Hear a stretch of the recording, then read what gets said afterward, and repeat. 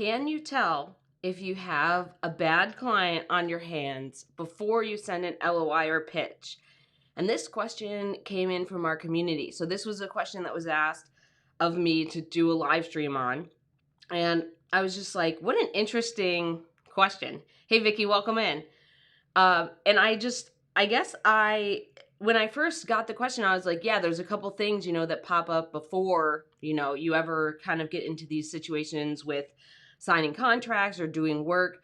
But it's interesting where, for me, when I was thinking about it, it's a lot about mindset too, right? Like the mindset of like worrying that you might sign a bad client without realizing it, or that you might end up ignoring all these red flags and then end up in a bad situation. And I just thought that was so interesting where it's like, how do I prevent this? Like, is there something I can see before I even that I shouldn't reach out to someone so that I can kind of save myself from this difficult kind of process? Greetings.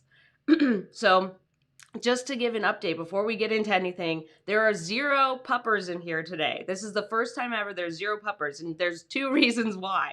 And you might have seen this on Instagram or LinkedIn. So Bo is still healing. He is basically like having a newborn and a toddler at the same time. So like we have to watch him 24/7. Like he cannot be left alone.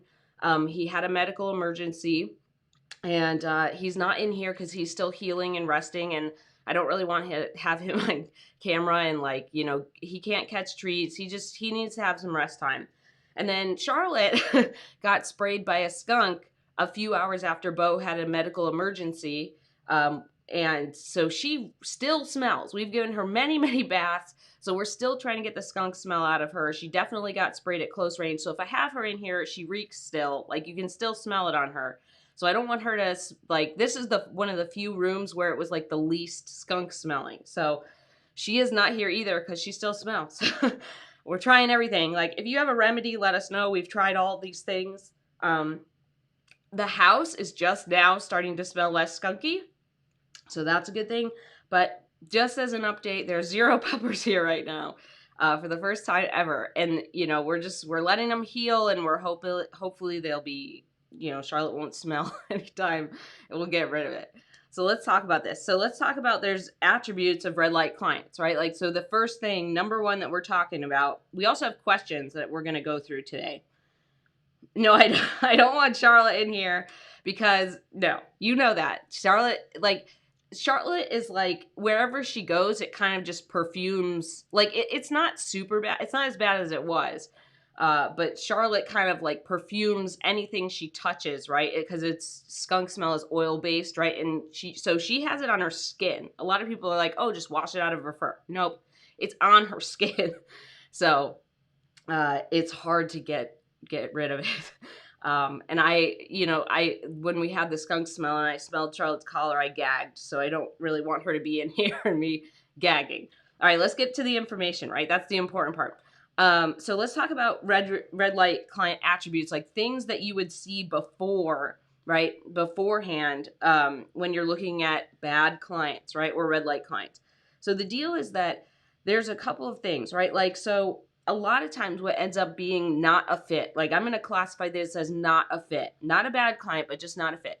When you end up getting an email, like an inbound lead where someone says like, hey, I have this project, like, what's your turnaround time? And then what's your rate? Like without telling you anything about the project, they're like, I have a blog post or I have this thing. And they don't actually tell you, like, it could be not a fit for you. So let's just classify it as that. They don't tell you like what the word count is or what the project's about or anything that is actually useful in pricing that project or knowing if it's a fit for you. They're just like, there's this attitude sometimes and this idea that like freelance writers are so hurting for work that they'll just take anything. All you do is ask for turnaround time and price and they'll just do anything. That's the first part. And it's a weird thing that happens where it's like this, we're still in this idea of like this starving artist, right? Which hopefully like in my lifetime will be gone, but that's like for a different live stream. But the idea is when someone sends you that kind of stuff, like they're not looking to find the right person for the project all the time. And they're not looking to learn more about you in like, are you the right fit for this project? They're just like, how fast can you get it done? And like, is it usually cheap, right? That's usually the thing. And that can be a big problem, right? That can be something where that's just not a fit for you. And sometimes what ends up happening is you have a client who sends an inbound lead to you, and they just don't know the process. Like they just don't understand the how to work with a freelance writer. It's not that they're trying to disrespect you or that they're just like they care about cheap work or quick turnaround. They just don't know how it works. And this is when you send that email back and you ask them like, hey, could you tell me a bit about the project, the word count? Did you have a budget in mind? What's kind of going on? So, and then they're like, oh yeah, let me tell you more about it. Or then you can hop on a call. That's totally cool. That's fine. It's the people that like when you reply and say, hey, could you tell me about the project? Like, can you tell me a little bit more information before we hop on a call or before I give you turnaround time and pricing information? They're just like, they ignore your questions and they either send you an email back that says like, what's your turnaround time and price? Or they just tell you stuff that just doesn't sound good. Like they want it really fast within 48 hours or something, or 24 hours. They expect it to be like $100, or they expect it to be really cheap. And there's just stuff that just sticks out as like, this is not your client. You should not sign a contract with them. Don't do this. So that's one of the first things. And that's kind of like a not fit for you. And then also a mix of like red light client attributes. The other thing is that, when you're looking through clients, right? This is something that I talk about with my Freelance Writer Wealth Lab students, and that's actually opening up in September. And we go into this in depth in the course. So if you want to sign up for the wait list, let me pop that up. I just remembered that. You could go to mandyellis.com/course and you can sign up for the wait list. We're like about 30-ish days away. We're like 34, I forget. But we're pretty close to opening up. So if you're interested in that at all, sign up for the wait list. It only opens twice a year. When we go over this in the course, we go over like when you kind of start researching your clients, you end up going through like their company profile, like either on Crunchbase or you look through their revenue, right? You look through their revenue on Crunchbase, TechCrunch. You can just Google like company name revenue, like Zillow revenue or whatever. You can look through it on Glassdoor or Owler or LinkedIn. And in that process of looking through their revenue, looking through their website, looking through their LinkedIn profile page, looking through their social media, there's a bunch of things that just don't seem right. And what that means is like they're not posting on their blog very often, or their blog content is kind of weak. There is this disconnect between their social media and like what their company is about. There is like a lack of substance. That's something that I really kind of look for, is like there's a lack of regularity in posting for their content, which it's not always a red flag. It's sometimes that they just struggle with being consistent posting their content, but a lot of times it's like there can be disorganization, and that's a red flag because then you just get roped into the disorganization of the company, and it's like a whole, you're basically just like in the garbage disposal being like, how do I get out of here? So the other thing is that there's inconsistent messaging and inconsistencies between their social media, their LinkedIn stuff, their page or their LinkedIn content, and their blog or their website. Like everything doesn't seem to fit together. The other thing is that maybe they're trying like too hard to do viral content on social media, or they're trying too hard to do all these things that just don't make sense for their brand. The other thing is that their content just doesn't seem to make sense for their audience. Like you're looking through this and you're like, why are they writing content? Why are they writing content for real estate agents when their product is for consumers? Like that doesn't make any sense, right? And like they're not trying to get real estate agents to use the product with consumers. Like their product is straight up just for consumers. There's a lot of like these disconnects that you will find with red light clients because they don't actually understand their company and product. Like the CEO might, but everybody trickled down below that doesn't get it. So they create all this stuff that doesn't make sense.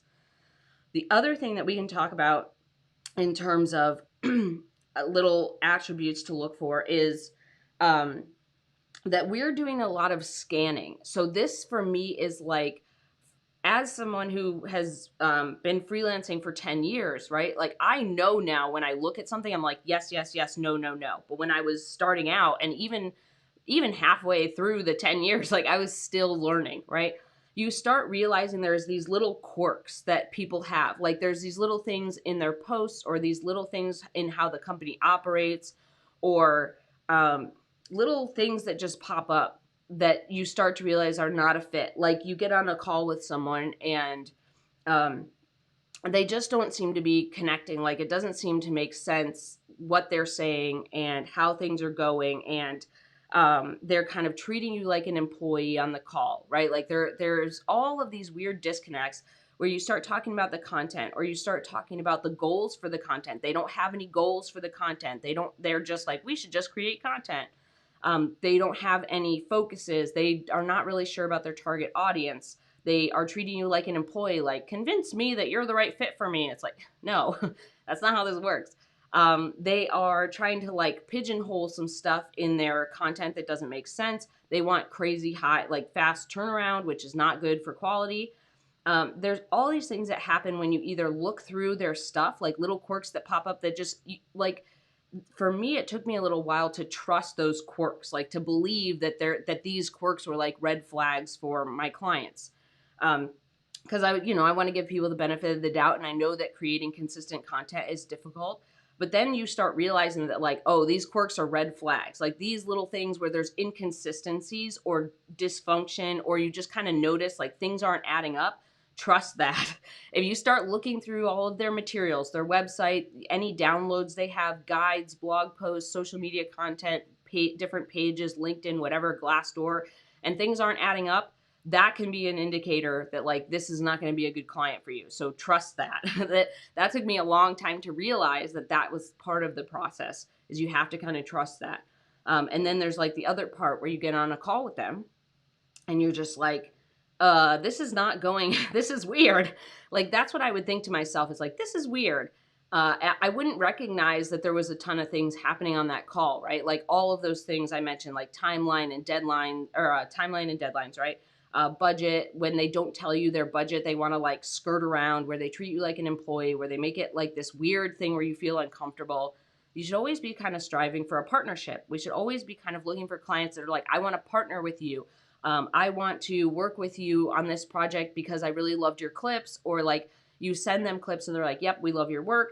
There is this harmonious partnership atmosphere rather than like them hiring you as like, it's like a weird job interview where they're like, what's your weakest attribute? And you're like, I don't know. Like, that kind of stuff. So that's the first thing that we're talking about. All right, let's do number 2. So let's talk about a few different things. So when you are looking through your client stuff, like before you reach out to them, that was the thing, is like, can you identify a bad client before you send an LOI or pitch, before you ever speak to them? So before you ever speak to them, you need to do your research.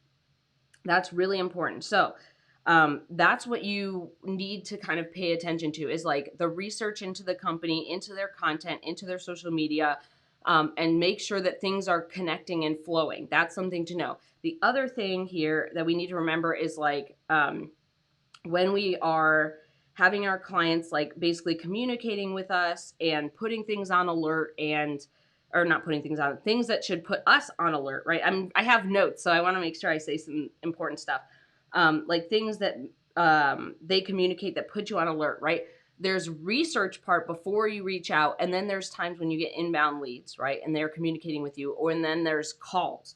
So your research needs to be mostly thorough. And by that, I mean, over time, it takes less time. So for example, if I look at a company now, it probably takes anywhere from 5 to 15 minutes for me to be like, okay, this is a fit or it's not, or like there's something weird here that I don't like. So there's that.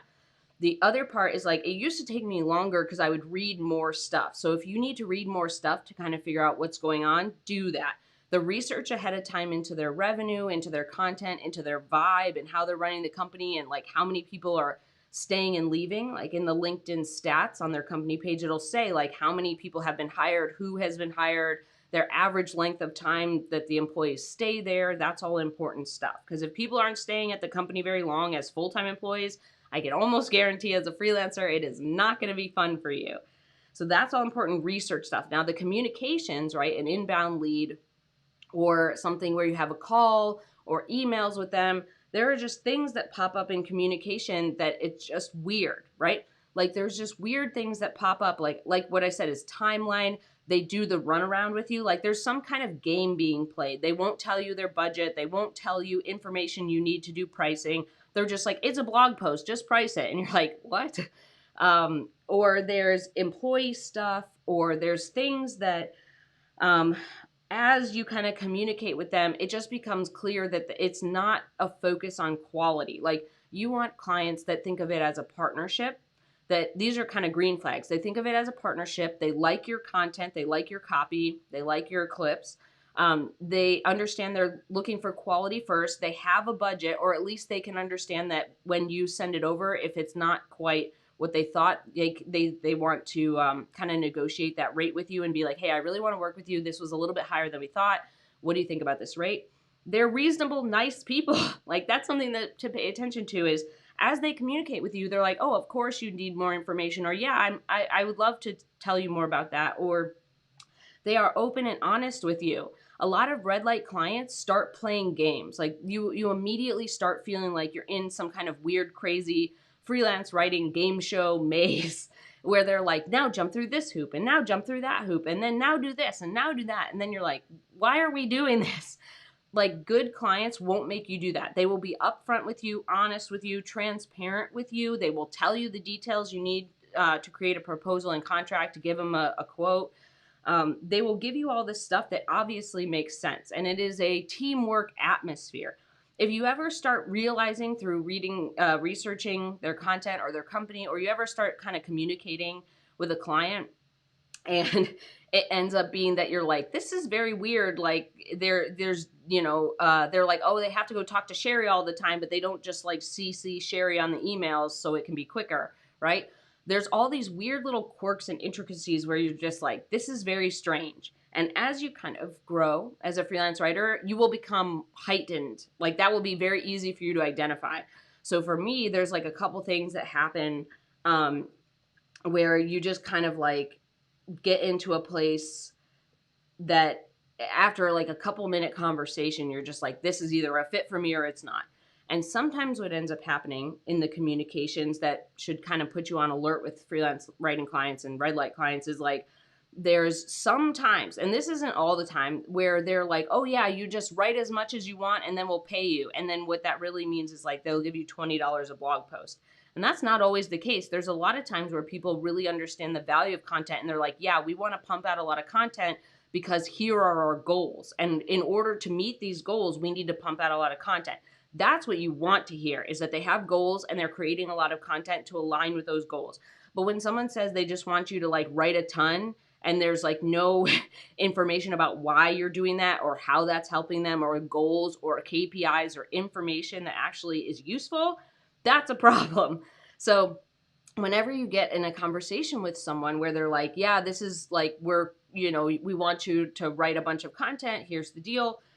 You want to make sure that that is aligned with an actual purpose for that company. Like, why are we creating this content? Where is it going? How is it going to drive traffic or build your audience or get downloads and shares and likes? Like, all of that should be apparent. If they can't communicate that stuff to you, that's a problem. Your clients should always be able to communicate the focus and the goal and the purpose of the content, because why are we creating? We're not going to like create content for zero reasons. That's not a good idea. That's what happened before, right? Like 10 years ago when I kind of started, and actually even before that, like 15 years ago, a lot of the content was very low paid. And it was like, Google wants us to do this for SEO, is just create content and do all this stuff. And, just kind of boost through keyword stuffing, or it was just like a lot of stuff where it's like, put in as many keywords as possible. It was kind of this, more beginning era or like medium-ish era of SEO. And that's just like not a thing anymore, right? Like we want quality, like Google and all the SEO robots and stuff, they want quality. And there's a reason that something gets on the first page of Google. It's not because you like have the perfect amount of keywords or whatever. It's because that thing is providing value, right? There's plenty of articles that come from top publications, right? And they're not filled with a ton of keywords. They're like actually quality stuff that people care about. That's the important piece. You want people who care about quality and teamwork and are giving you specific areas. Like, we want to do this because we know that if we create a white paper, it will help us grow our leads for sales because of ABC. We want to create 10 blog posts, or like, 20 blog posts a month, from like one a day, or whatever,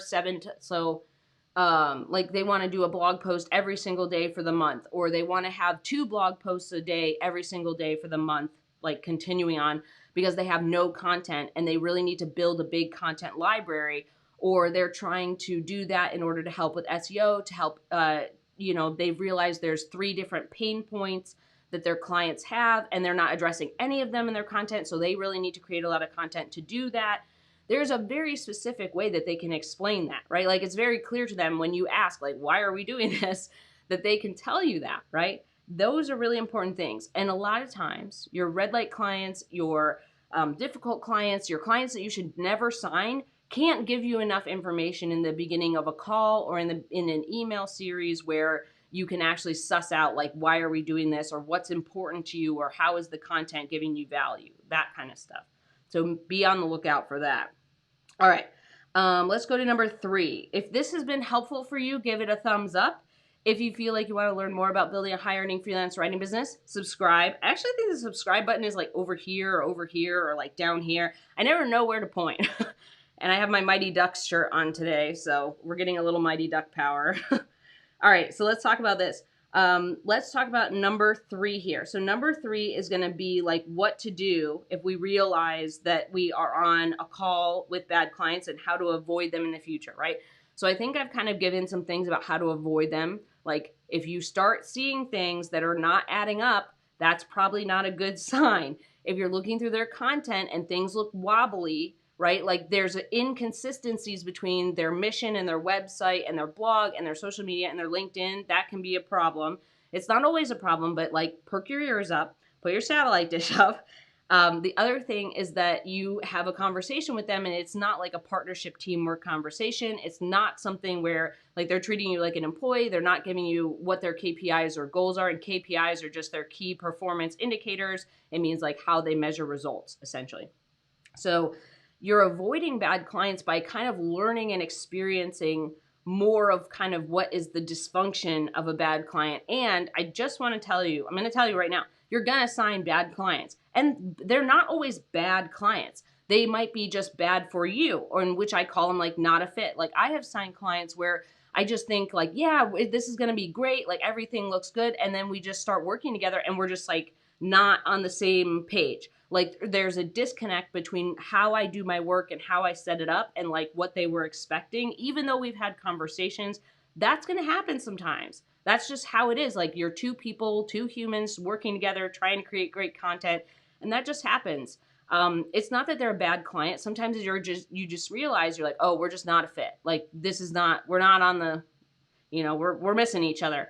And you definitely don't want them to spend more money with you if you guys are like missing each other, right? So that's how we have our end of our contract. But as you kind of learn and experience more good clients, you start realizing more of what the bad clients are. You can start paying attention to more things ahead of time. But you will have clients that are not a fit for you, and you will sign clients that are just like bad clients. Like, there'll be a bunch of things where you don't really recognize that type of dysfunction. And then when you start working with them, you're like, oh, I see now. Like, and then you can kind of pay attention to that in the future. There's all different little things. And sometimes what bothers me won't bother you, right? Like, sometimes things that like, I'm just like, nope, I'm out. And you're just like, I don't care about that. Like, I know that there are people who allow their clients to text them like at all hours of the day. And that's a boundary I have. I will not text you at all hours of the day or on the weekends. And then there's a bunch of stuff that just is not right for how I operate my business. And that client is just not a fit for me, but it might be a fit for you. So these are sometimes kind of personal things that we need to watch out for before we kind of look into clients, right? And we can't know sometimes about texting or boundaries until we start working with them, which leads me to why we're talking about what to do if you realize you're either on a call or you've signed a contract with a bad client. So when you're on a call, and I've done this before, when I'm on a call and I realize that this client is definitely not a fit for me, this is like not a good freelance writing client for me, I will end the conversation. Hey, based on your goals, I just don't think we're the right fit, but I do know a writer who might be a better fit for you and what you're trying to achieve. So then we'll hop off the call and I'll give a recommendation. And it's not that it's a bad client. This case would be that client's not a fit for me. If I am on a call with someone who I'm like, obviously this is not a fit for me, I will tell them. I've done this before. I'm like, hey, I just don't think I'm the right fit for this project based on your goals or based on understanding what you're trying to accomplish with the content, or hey, Marie, welcome in, or what you're trying to get done, or the things that really matter to you. I'm just not the right fit. Like I normally do X and you want to do Y. I normally work on this and you want to do that. You can just tell them that. And the weird thing is it's just like, it's kind of like dating, where sometimes if you reject a bad client, they're just like, wait, no, we want to work with you. Like that rejection makes them want to like work with you more. It's very weird. But you have to know and be honest and upfront with people. Like if you are on a call with someone, you don't want to lead them on by being like, oh yeah, I'll give you a proposal and contract, and then not give them anything and just ghost them. You want to just be upfront with them. And people really respect that you know what's for you and what's not. That's a really important thing about kind of building confidence in yourself as a freelance writer, is that you start realizing like, hey, this client is for me, this one is not. And I feel confident enough to be on a call and be like, hey, you know what? We're not a fit to work together. Like, thank you so much for your time. And if it's a bad client, remember, like, we don't want to recommend other writers in our network to them if it's really a bad client. Big difference between someone who's not a fit for you and a bad client. Like I've had plenty of clients where I'm like, oh, this is a good client, but it's not a fit for me, and I will refer it out. But when you're on the call, just be upfront. Hey, we're not a fit. That's the other thing. And sometimes you will get reactions where they're like, wait, like, like we should work together. And you're like, no, this is not going to work. But as you kind of go through these things, if you're on a call, you can always leave. Like you can always, leave the call. The other thing is, like, if you realize that you are kind of getting in too deep, take a breather. You don't have to rush through any of your client processes. This is why we have all these things in place, right? This is why we have initial emails, we have calls. I used to be so afraid of client calls, but client calls are like the easiest way to tell if a client is a good fit or not. And this is really important. Sometimes it's really hard before you send an LOI or pitch to figure out if the client is a bad client. You have to get on a call with someone, feel out their vibe, have a conversation with them, listen to the tone of their voice, how they speak about the company and the content and the project, and put all those things together, right? So identifying that on the call for me has been more important than worrying about it before I send an LOI or pitch, because that call is leading to me sending a proposal and contract typically. Like almost every time I have a call, it's like sending a proposal or a contract or some kind of information about moving forward, right? That call is giving you so much information about that type of person that you would be working with, and that's really important. So you have to make sure that you kind of pay attention on that call and that you are kind of figuring out what's going on. And you can abort, you can leave the call if you want. If you get off the call and you're like thinking about it, you're mulling it over after a few hours and you're like, ooh, this isn't a fit. And I've done this too. Like sometimes it takes a while for it to sink in and you're like, ooh, I shouldn't do this. You go back to them and send them an email and you say, hey, I was thinking about your project, and you know what, when I started working on the proposal or when I started doing this, I realized that like I'm not a fit for your project. I hope you find the best writer for you. Thanks so much for your time. Move on with your life. It's okay to change your mind. It's okay for things to marinate. It's okay to take some time. Those things are important to preventing signing a lot of bad clients, because there's like not that many things that are worse than you making money over and over again from bad clients, because then you get into this very tumultuous kind of tumbleweed situation where it's like you have to sign dozens and dozens of clients all the time, right? Because you're constantly having these bad clients that you either have to let go, or they just ghost you, or they stop paying you, and then you're like in this horrible hurricane of like constantly having to do all this marketing for very little money, or for projects that are not a fit for you. So that's where we want to avoid hardcore. So when you're off this call, let's say we've gotten off the call and we're like, hey, everything seems okay. And we're like, all right, let's do the contract. This is why we always have these clauses in our contract. Hey, if this is not working out, client and freelancer just need to give 15 days notice of cancellation. I've had this in my contract for years and years. It's really important that you have this in your contract. And I actually have it. So if you want my actual contracts that I use in my business, in my six-figure business, for like to have these clauses, you can go to mandyellis.com/bundle and get them. Those are the actual contracts I use in my business. And this protects you. If you get in a situation where you're realizing that that client just isn't the right person for you, I've done this. I've done this recently where I sent them an email and I'm like, you know what? I don't think I'm the right fit for you. Like after we've kind of put the content together and we've talked about this, like, I don't think I'm the right writer for you. I think you need a different writer. And that's why you have that cancellation clause in your contract to say, hey, this is why, like, hey, I just want to give you notice, 15 days notice. We'll finish up all the content that's on the docket, but I'm not the right writer for you. This is how you avoid having bad clients. Like some people have bad clients for like years. This is how we get out of that, is that we have our contract that gives us an out. So if you start realizing there's kind of like a red flag pile up happening, then you can just pull the ripcord in your contract and say, hey, I need to give you 15 days notice, as in our contract, that I just don't feel like I'm the right writer for you and we need to cancel the contract. This happens. But honestly, when it's a big relief that I think a lot of freelance writers forget about. They're like so scared about canceling the contract or losing the money. But honestly, there's always a better opportunity. Like there is always good stuff coming. And if you keep doing your marketing and filling your pipeline and learning and paying attention to like how you kind of get out of and into these red light client situations, you end up with a lot better clients on the other side. Like it's way better to find a client that's really a fit for you rather than keep working with a client where it's like grating against you and difficult to do the work.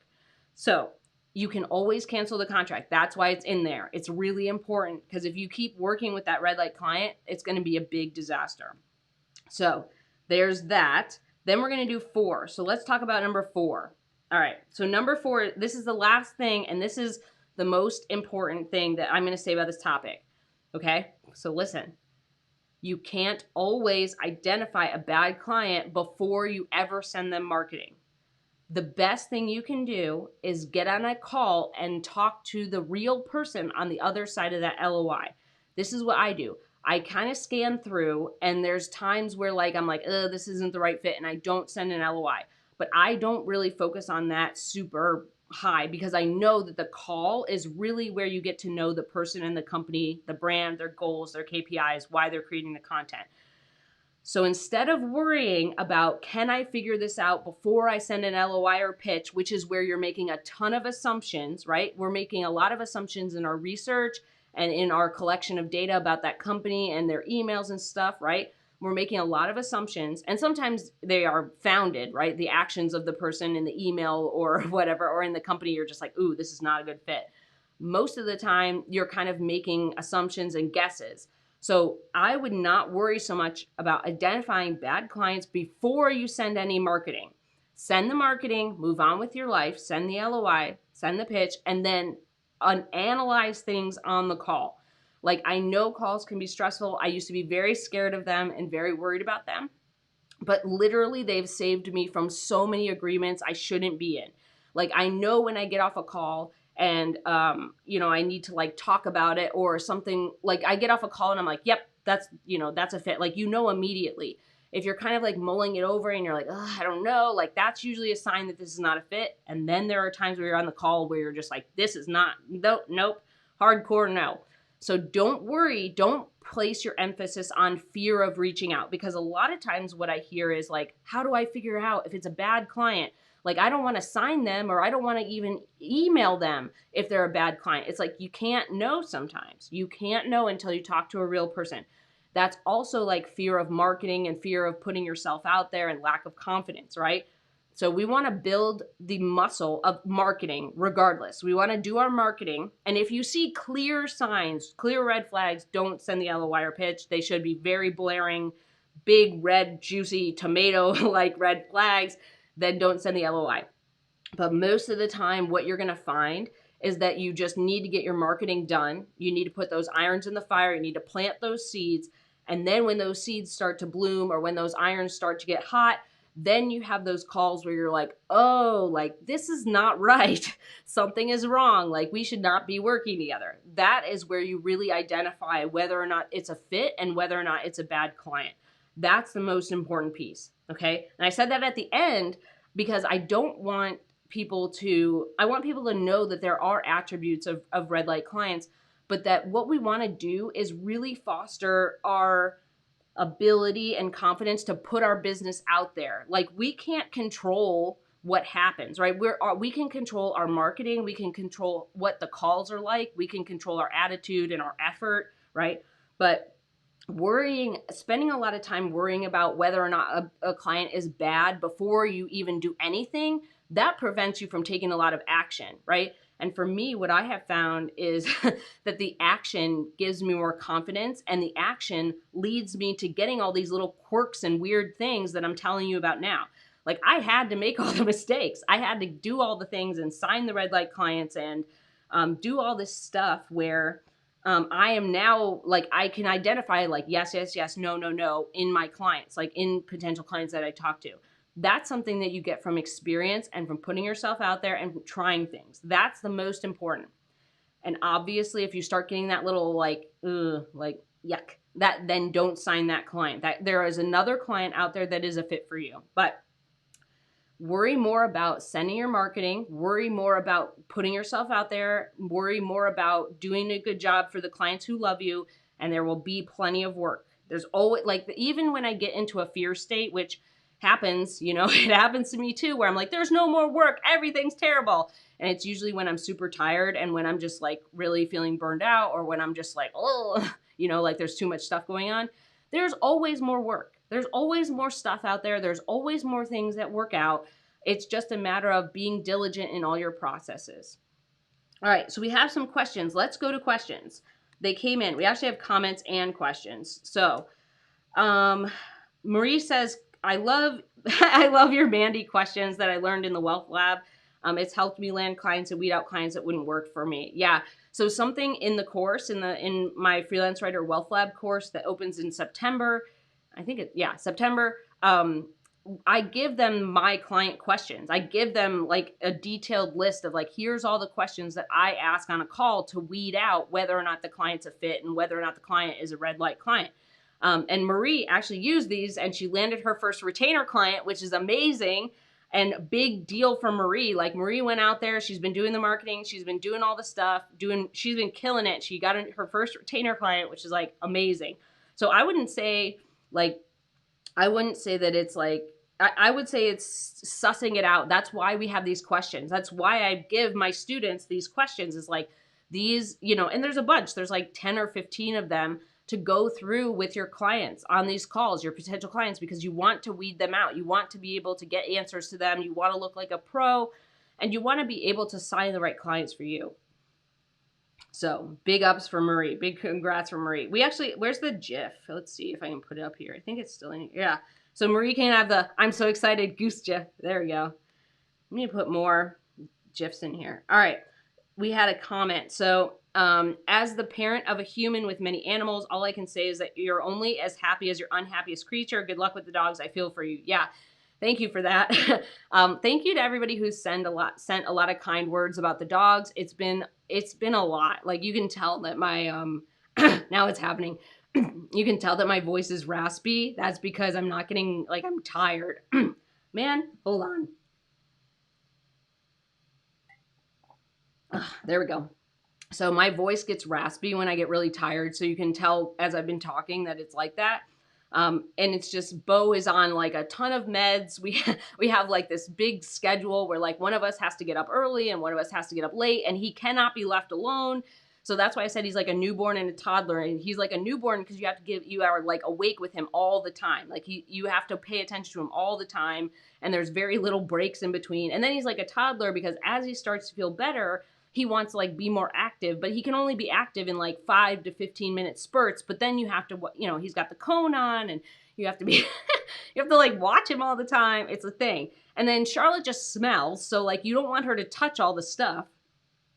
Even though like we're still washing things. Like I washed all of my clothes. I Febrezed everything. Like, yeah. And luckily for us, Bo has been improving. He has a specialist appointment next week. So hopefully that will be a good one. Yeah, so it's totally true. Like when Bo we were really worried about Bo. He's about to turn 16, and we thought we would have to put him down. Like he's kind of at this point where he's too old for surgery, and they were saying that he might need surgery. And we thought we would have to put him down because like when they give him those meds, like they gave him some specific meds when we took him to the emergency vet. And it took him about 2 days ish or more to like get off those meds. Like it was really hard for him. And you know, as much life as he has and as much, you know, as happy as he normally is and boisterous and whatever, he's still old. Like he has a Peter Pan attitude with like a 70,000-year-old croc inside, basically. Like he's old. So that really worried us. So it seems like he may not have to have surgery. We won't know until we keep going to the specialist. But as he improves day by day, all of the rest of us are kind of like improving with him. So that's been a thing. So thank you so much for this comment. It was like sometimes, you know, sometimes people say like, hey, can you share this on the live stream? But I want to be anonymous. So I'm sharing it on the live stream. Okay. Now, we have questions that came in that we're going to go over. Marie says, because I read through the Mandy question, it makes me sound intelligent and I don't get nervous as I hit all the points I need to know. Thank you, Marie. You're just showering me with praise today. I'm taking like the praise shower, you know, shampooing my hair in the praise. So I appreciate that. And I feel like that's important. Like as someone who's like, you know, slightly ahead of Marie in my career, I feel like it's really important to share that knowledge for other people that are coming up as freelance writers, because we all benefit by sharing this knowledge, right? If I can help, you know, students and I can help Marie, you know, basically like do better faster, that means everybody else can, you know, like we all kind of do that better and faster, and then we earn more, and then, you know, we can finally erase that horrible starving artist thing that's not a real thing. Hi, Getty. Welcome. Getty says our cocker poodle Eddie lived to the age of 18. Wow. I saw a video the other day of a pit bull who was 20 years old. She got adopted at 12 and she's lived for 8 more years. She's 20 years old. Bo is about to turn 16. Like, he's, as far as like, you know, pending everything that's going on, he's been pretty healthy. So who knows? He may live to be 18, just like Getty's dog, Eddie, or he may end up, you know, being 20. We never know. All right, let's get to questions. So, whoops. There we go. Okay, question. Letters of introduction, LOIs. So, how do you write these quickly and still customize them for each company? What are the key items you need to include in order to get a response? Great question. I always wonder why people want to be anonymous on the live stream when they ask questions like these. You know how many people ask me this question? Lots of people ask me, and they're like worried about being anonymous because they're like, oh my God, I'm embarrassed that I don't know this. Like, honestly, everybody needs to know this. This is a great question. So I need to get some water. So hold on one second.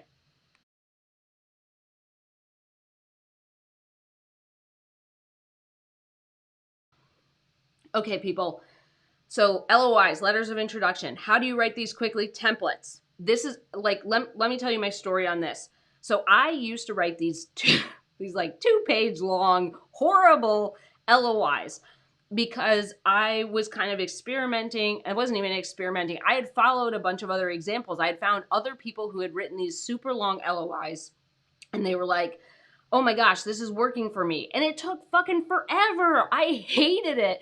I hardly ever got an answer. And then when I did get an answer, they were like, that's nice, but we need this, right? Because the point of the long LOI was like, oh, well, you know, you should recommend a type of content to them, blog posts or case studies or white papers based on what their industry does or needs or what you think they need.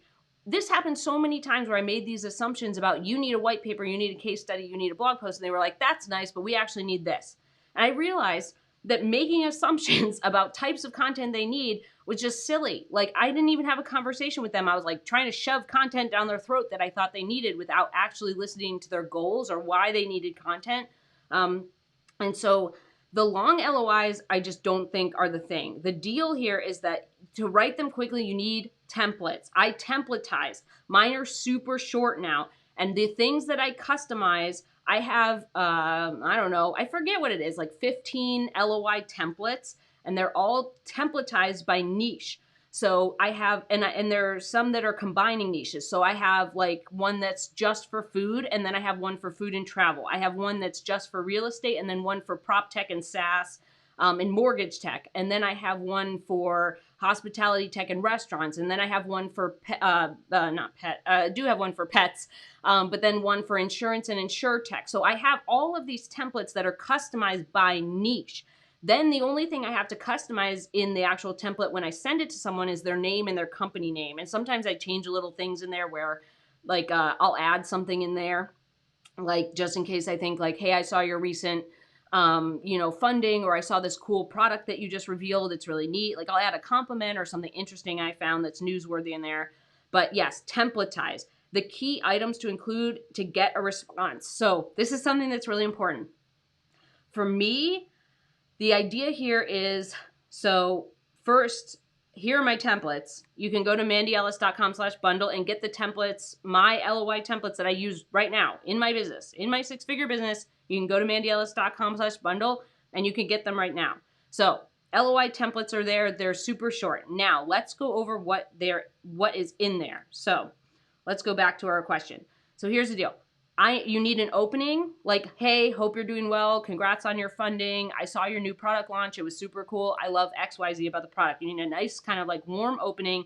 Then you ask a question. Hey, could you use help with your content marketing efforts? Could you use help with your content? Could you use help with content strategy? Ask a question. Then this is all in the templates. So if you go to mandyellis.com/bundle, you will get my templates. So you won't have to listen to me like spell this out for you. You'll actually get like written versions that you can use.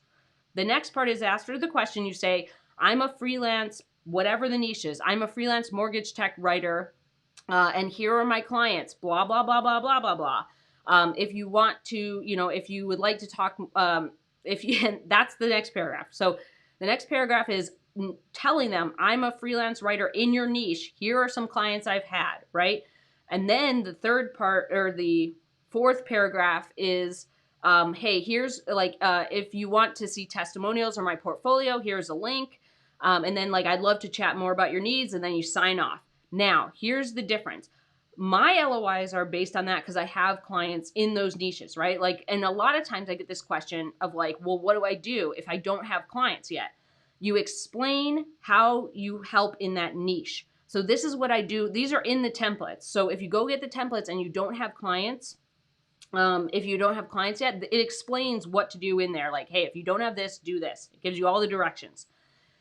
So if you don't have clients yet, you just explain like, I've done this before with my coaching students. You say like, I'm a nurse with 10 years of experience, and I've helped with my communications department do case studies, white papers, and blog posts. Or what I used to do was be like, I'm a long-time I'm a long-time traveler, and I've specialized in writing about restaurants because I know a lot about these types of food.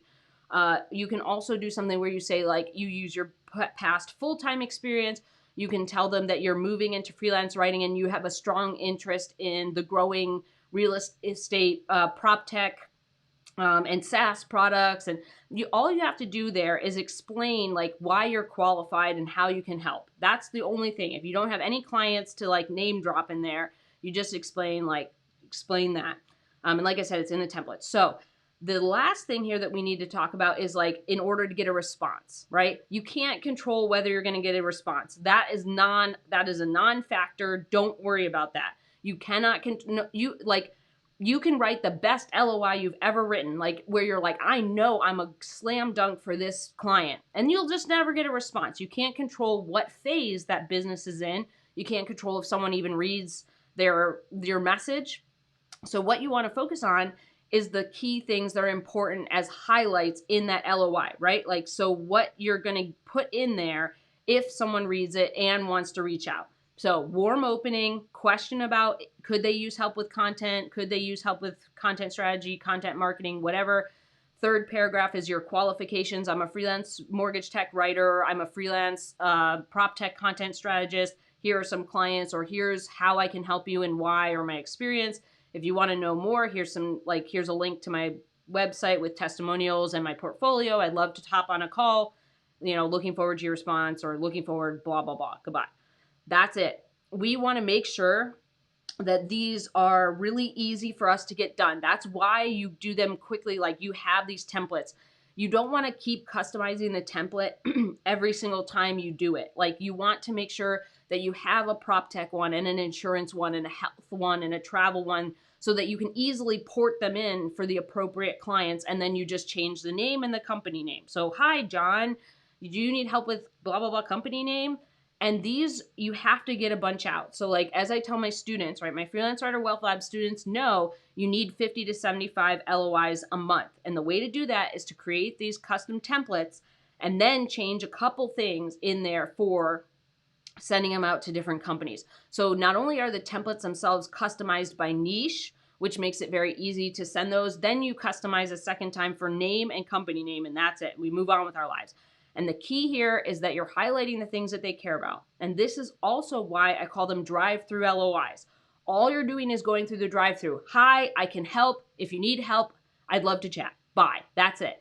The amount of emails that people get and the amount of stuff that people have to do, quick and dirty is the way to go. Scannability, like when you have clients and someone can scan those clients and they scan your note, freelance writer, okay, cool, they work on content strategy or the content marketing, and here's 4 of their clients, cool, they have a portfolio.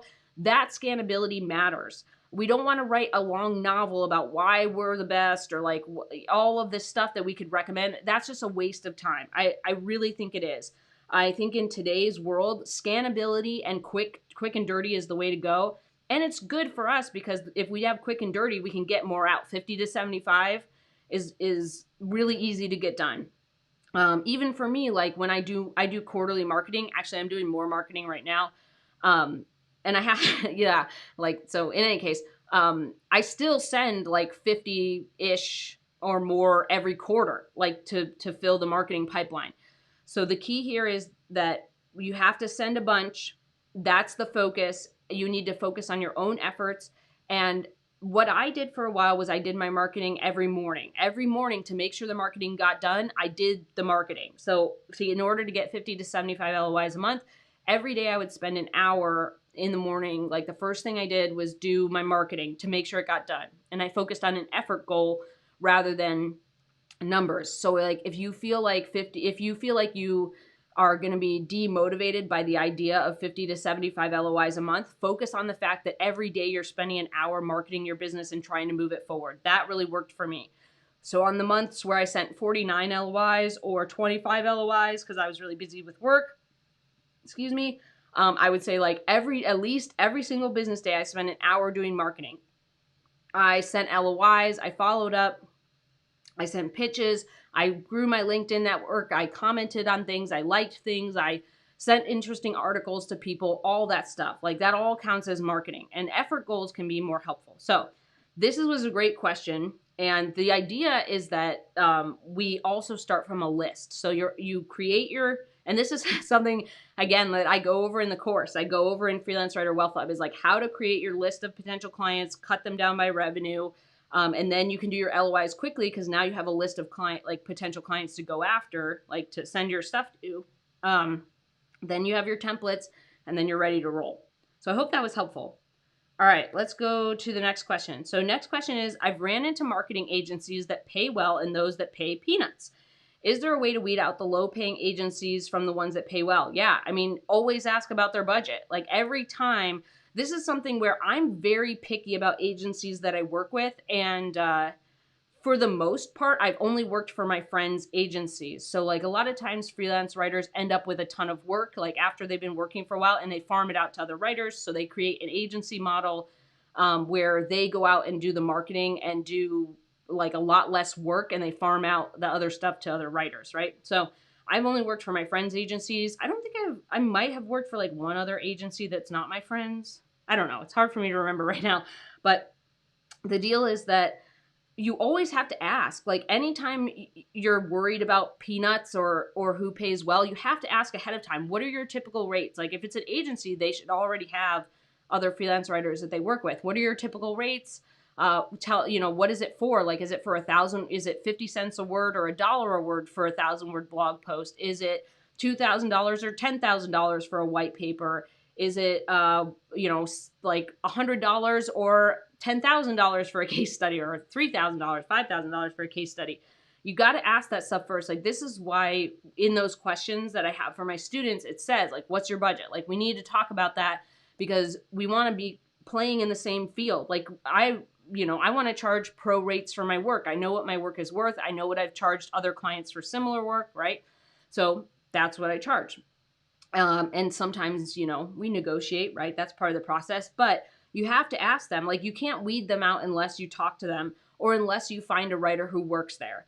So if by some way you were able to go to the LinkedIn page of that agency and find other freelance writers who work for that agency and send them a LinkedIn message and say, like, hey, what are you getting paid at this agency? That's another way. But you have to ask about budget, and you have to know things before you sign a contract, before you get into anything with them. Like, this is just kind of, for me, this is one of those basics about clients, is like, you have to get them to share their budget. Like, you have to get them to give you a ballpark, give them information. And agencies, like, unlike, business clients who may be a little confused about budget and they're like, I don't really know, and you send a proposal, agencies usually have typical rates that they pay, right? Some pay peanuts, some pay well.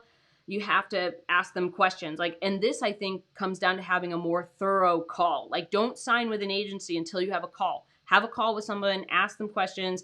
Ask them if they can send you, like, hey, can you send me ballpark rates for the last few projects that you've done? So they can say, yeah, here's 4 different projects. So typically for a 1,000-word blog post, we've paid anywhere from 50 cents a word to 70 cents a word. And for other stuff, for a case study, we've paid this to this. And for this ebook, we've paid this to this, right? So you kind of need to know that and be more thorough in the questions that you ask. You need to ask about budget, and you need to be making sure that you know all the monetary information before you sign a contract. Like, you shouldn't be signing with an agency where you have no idea what they pay. And the other thing here is that if you're at these two ends, right? You're at the peanuts end and the pay well end, which I know is backwards on here, right? Like, so they're probably opposite. It doesn't matter. On either end of the spectrum, that to me means you're missing out on having a floor price and missing out on being specific about what you want to take. You're just kind of taking everything. That's how people end up here. And that's how I ended up here, was I took way too much stuff. And then I end up with some people who I went to and I was like, yeah, normally, I charge $1 a word, and they're like, yeah, we normally pay $1.25. Is that okay? And I'm like, sure. So there's that. And then there's the other side where, someone's like, oh, well, we normally pay 20 cents a word. And at this point you took it, and now you're getting clients that are $1.25. And now you got this weird unbalanced scale where, like, there's $1 per word difference, right? So you need to be having a minimum. Like, I only work with agencies that pay 50 cents a word or more. Or I only work with agencies that pay at least $2,000 for a case study, or only do this. Like, you need to start having floor prices here, because otherwise you end up in this weird juggling peanuts versus pay well situation, and it's a pain in the butt. So you got to make sure you have a minimum price, minimum stuff that you take from an agency. You have to have a really thorough call. You need some kind of information, because agencies most of the time they have budgets. They have other writers they work with. They should be able to share that information with you. And if not, if all else fails, send them information and say, here are my ballpark prices. What does that work for you? Then you can, at least with the agency, have some kind of ground to work with before you sign anything and you're in this like weird peanut space that doesn't work. So be diligent about the calls, ask about budget, be diligent about your calls, make sure you have pricing information before you sign a contract, and make sure you understand like all the stuff that goes into like how they're actually putting all their work together, what their word counts are, what the timelines are, like all the things that go with budget. That's really important.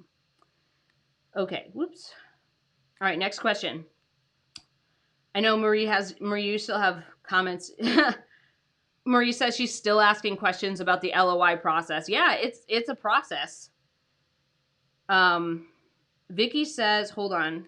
Vicky says, I had a guy call me about a retainer for frequent cheap content. That's when to quote on the call so I can fire off a high quote and see if he has the budget. Yeah, that's a good idea.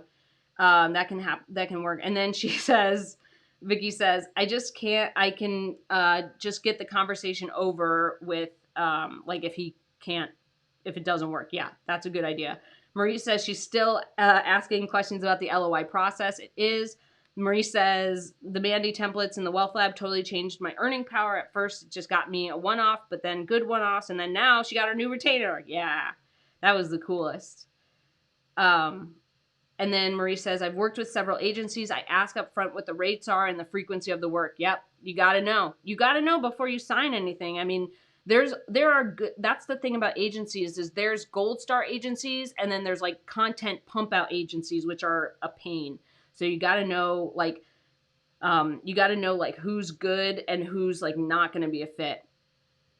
Oh yeah, this is the other good thing. So Marie says, ask the agency what kind of brief they give you. If no brief, it needs more money to me, great brief. I'll accept a few jobs, even though it's less money because I can write it faster. Yeah, you need to know what you're getting in terms of assets, right? If they send you a content brief, maybe you decide that you will negotiate a lower price. Or maybe if they don't send you a content brief and you really have to kind of like come up with all the little pieces yourself, right? Which is fine. You know, I mostly do that. I get content briefs from some clients, but a lot of times I end up pitching ideas or I end up like putting it all together. So yeah, you need to know what information they're giving you and how that affects pricing as well. Okay, question here is, all right, I'm finding another, like all these questions that we've had today, I think are really great. So I'm finding a big disconnect lately with potential clients between the phone conversation and the contract. This is a great question for our talk today, for our chat. In order to save everyone time, would you recommend just asking to review their contract first? This may seem demanding to some people, but actually I would have saved a ton of time if I'd seen the contract first. Yeah, so this is the problem. My guess is if you're seeing a disconnect between potential clients with the phone conversation and the contract, you're not asking enough questions or even the right questions.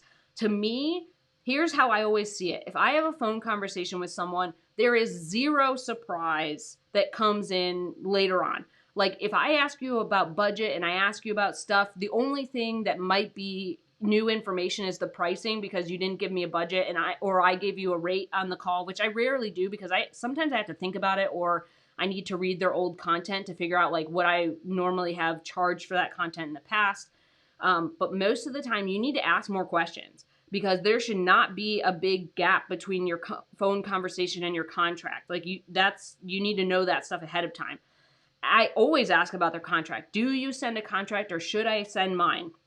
That's something that I end up talking about on the call. So if you didn't, like ask about that, that's important. The other thing is that you need to know kind of like what's going on. So like, I wonder what your gaps are between the contract. Like, is the contract different in scope of work? Does it have crazy indemnity? Does it have like some other weird stuff? Like what's kind of going on? So it's not demanding at all. Like you should be very careful about what you sign because contracts are legal documents, right? So if you are finding that you're in weird areas with contracts, you need to ask more questions on the call and clarify that. Hey, I've noticed in my recent contracts that I've had a lot of rights grabby language, or I've noticed in my recent contracts that there's no mutual indemnification. Does your contract have mutual indemnification? Ask that on the call and then it clears up a lot of stuff. Like start writing down the discrepancies you see. So if you're seeing them, right, like you say there's discrepancies between the phone conversation and the contract, write down, like I've noticed that these discrepancies are change in scope of work, change in indemnification, change in rights, change in whatever it is, write those down and then start asking that on your calls. The other thing that you can do is send your own contract and say, like, I normally send my contract. Does that work for you? And a lot of times they're just like, yep, sounds good. And then you don't use their contract at all. The other thing is that you need to know what's in their contracts, like just what's in a freelance contract and what type of stuff is important there. I have an article on the Right Life that you can go find. So if you go like Google like The Right Life, Mandy Ellis, I go through in depth all the stuff that's in contracts. That might also help you understand like what to ask and what to know about in those contracts. Um, the deal with contracts is you can always ask questions. They can say no, but you can say like, can we change this part of the contract? I noticed there's a difference in this contract. I noticed this. Like, you need to be diligent at the contract phase, because if you sign something like that's, that's a big deal. So you need to make sure that you kind of know what's in these contracts, what's to expect in them. If there's big changes in scope of work or weird stuff, then you need to bring that up with them. Like, anytime I see something in a contract, I go and I'm like, this is weird. I go ask about it. You can always ask questions. They can say no or yes or whatever. But asking questions and being diligent about your contracts, or being diligent about the discrepancies between the phone conversation and the contract, is really important. And you need to know, like, it's very weird that you would have a phone conversation and the contract would be that different. Like, I'm interested in like what's different. Like, is it the work itself? Is it like how they're doing it? Like, yeah. So ask more questions, be more diligent about your conversations with your potential clients. Be careful about what you sign, know more about what's in freelance contracts. And like I said, I have an article on The Right Life. If you type in The Right Life and Mandy Ellis, look at my contracts article. It goes over all the stuff. And then if you ever have questions or weird stuff in the contract, go ask the client about it. Like, don't sign anything until you kind of iron that stuff out. But yeah, it's interesting that the disconnect for me whenever I find out that there's like some kind of weird gap, it has to do with like me not being diligent. Like, if I find out that there's some kind of surprise in the information I'm getting from my client, there has been a misstep. Like, there should be no surprises after you had a conversation with someone. Like, it should be pretty cut and dry. And I tell my clients that is like, if you can tell me budget, or if you can tell me like what's going on, everything should be pretty not surprisey. Sometimes I guess what ends up being a surprise, like I said, can be price. Like, if you have to review their work and look at stuff, there's that. Yeah, that's the other thing. Vicky says, did they send you a hecking boilerplate? Yeah, the other thing too is that if you're finding discrepancies in your contracts, it could be that you're getting a lot of boilerplates that they use for just all contractors, or that they use for full-time employees, which we talked about in the Wealth Lab. Marie found a clause in her contract that we talked about in our Wealth Lab Q&A, where it's really applied to full-time people. It's not applied to freelancers, and you can always ask for it to be removed. So anytime you get a weird boilerplate contract or whatever, you can always ask about it and ask them to remove things. Marie says, I ended up with a different contract with one client. The content manager said one thing on the phone, but legal and accounting had different expectations. Yeah, that's the other thing, is like, that to me is kind of like internal dysfunction at the company, which is a problem.